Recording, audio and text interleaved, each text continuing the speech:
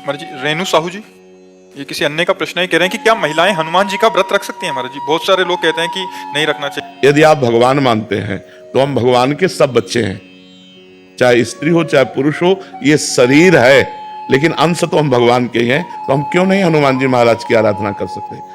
हम मानते हैं कि प्रगट रूप में जब हनुमान जी के श्री विग्रह पर बंधन वार आदि इन बातों को तो हम, लेकिन वो हमारे भगवान हैं तो हम हनुमान चालीसा पढ़ सकते हैं, हम उनका नाम जप सकते हैं, हम उनकी आराधना कर सकते हैं, हम उनको भोग लगा सकते हैं। हम बंधन वार आदि की बात नहीं कर रहे कि जैसे उनके शरीर के बंधन आदि, क्योंकि उनका एक परम ब्रह्मचारी स्वरूप भी है, परम ब्रह्मचारी स्वरूप है ना, तो इसलिए जो निषेध करने वाले जन है उसी ब्रह्मचारी को लेके हैं कि वो परम, पर वो भगवान है, वो कोई मनुष्य थोड़ी है, स्वयं शंभु है, स्वयं शंकर भगवान है कि नहीं, प्रसिद्ध है ना, स्वयं शंकर है, 11वें रुद्र का अवतार है।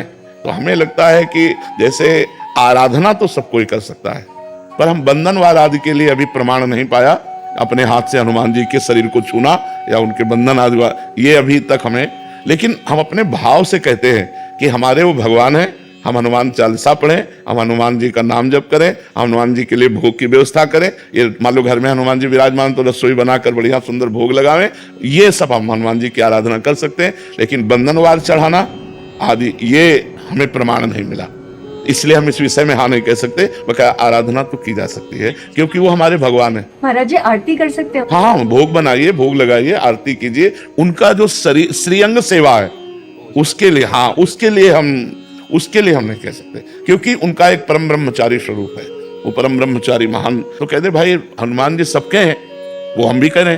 तो ये शरीर धर्म की मर्यादा है, तो हम शरीर धर्म की मर्यादा के अंतर्गत कहते हैं कि बंधनवार चढ़ाना आदि जो हनुमान जी का है वो हमने कहीं नहीं पढ़ा कि माताएं बहनें चढ़ाएं।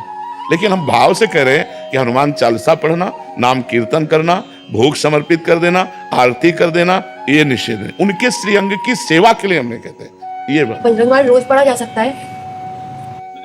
भगवान का यश मान करके क्यों नहीं किया जा सकता? लोग बोलते हैं कि बजरंगबाण रोज नहीं पढ़ना चाहिए।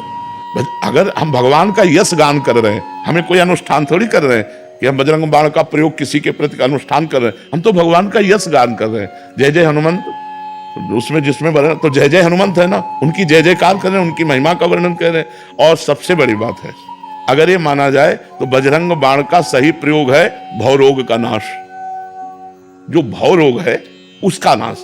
शरीर रोग तो नाश एक साधारण बात है, भव रोग नाश है रोग हरे सब पीरा जपत निरंतर तो ये बात है, जपत निरंतर, नाश है रोग हरे सब पीरा जपत निरंतर।